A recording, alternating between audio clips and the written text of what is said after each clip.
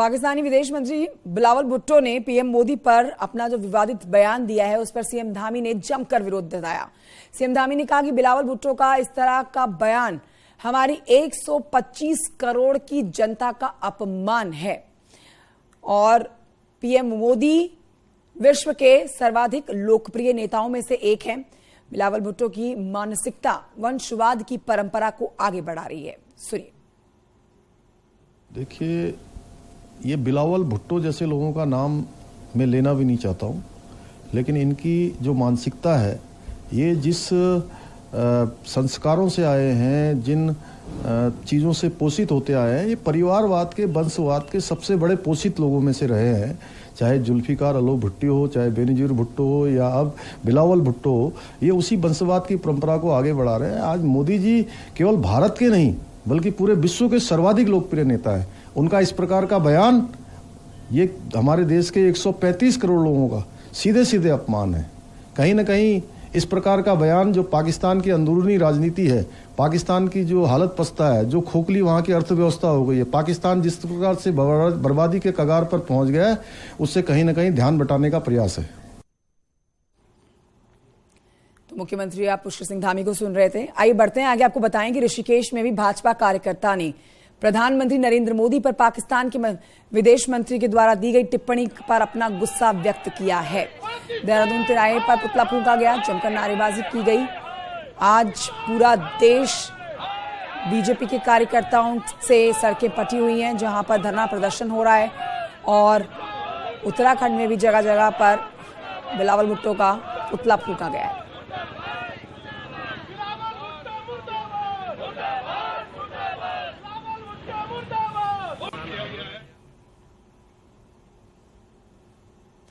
और अब आपको बताएं कि आज सुबह मॉर्निंग वॉक के दौरान सीएम पुष्कर सिंह धामी ने ONGC अंबेडकर स्टेडियम में प्रैक्टिस कर रहे खिलाड़ियों के साथ जॉगिंग की है और खिलाड़ियों और खेल भावना से युवा पीढ़ी को जोड़ने के लिए कई बिंदुओं पर बातचीत की है। चाय पर चर्चा आप कह सकते हैं।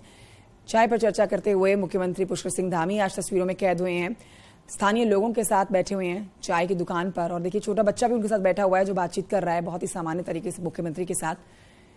सामान्य नागरिक की तरह बैठकर ही लोगों के बीच में चाय पिए और बातचीत की गई है मुख्यमंत्री की तरफ से। साथ ही उन्होंने उनकी सरकार की तरफ से चलाई जा रही योजनाओं के ऊपर फीडबैक भी लिया।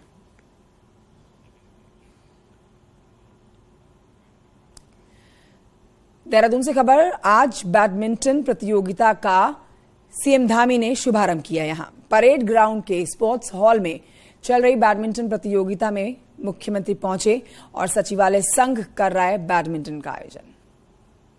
पर अंतर विभागीय बैडमिंटन प्रतियोगिताएं प्रारंभ हुई है और ये प्रत्येक वर्ष प्रतियोगिता आयोजित होती है। हमारी सभी को शुभकामनाएं और सबसे अपेक्षा भी हमने की है कि अंतर विभागीय बैडमिंटन प्रतियोगिता में सभी विभागों के अधिकारीगण, कर्मचारीगण आपस में मिलकर इस प्रतियोगिता में भाग लेते हैं, जिससे निश्चित रूप से आपस में जहां पर एक दूसरे को समझते हैं, एक दूसरे के साथ समय बिताते हैं, खेलते हैं, परस्पर एक बॉन्डिंग होती है। उस बॉन्डिंग से निश्चित रूप से हमारे जो कार्य है, कार्य करने की जो पद्धति है, उसमें भी कहीं ना कहीं बहुत बड़ा सहयोग होगा, बहुत बड़ा वो तेजी से आगे बढ़ेगा, क्योंकि परस्पर बॉन्डिंग के आधार पर विभाग भी आगे बढ़ेंगे, कार्य पद्धति भी जो है आगे बढ़ेगी। लोक निर्माण मंत्री सतपाल महाराज के विभागों पर एक बार फिर से सवाल उठा है। ये सवाल किसी विपक्षी पार्टी के नेता ने नहीं बल्कि केदारनाथ से भाजपा के विधायक शैला रानी रावत ने उठाया है। शैला रानी रावत ने मंत्री सतपाल महाराज के सामने उनसे जुड़े विभागों को लेकर कहा कि वो मंत्री सतपाल महाराज से नाराज हैं।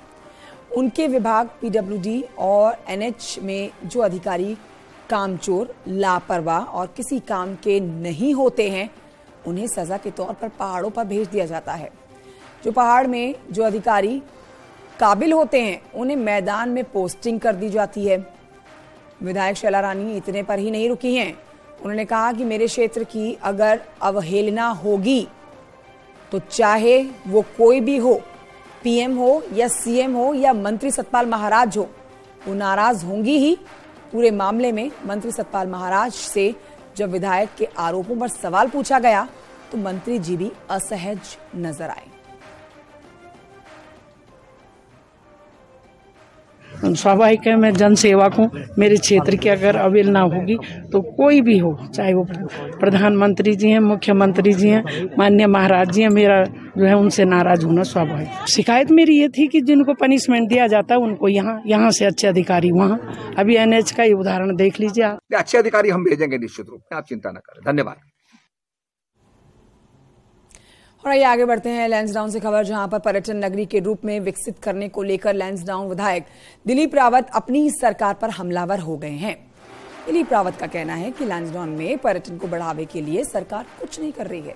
लैंसडाउन से लगातार तीसरी बार विधायक चुने गए हैं दिलीप रावत, जिनका मानना है कि पिछले 20 से 25 साल से लैंसडाउन के लिए पर्यटन के क्षेत्र में कोई काम नहीं हुआ और न ही सरकार इसे लेकर गंभीर है। उन्होंने ये भी कहा कि स्थानीय लोगों और उनका प्रयास जारी है, लेकिन सरकार इस ओर ध्यान ही नहीं देती है।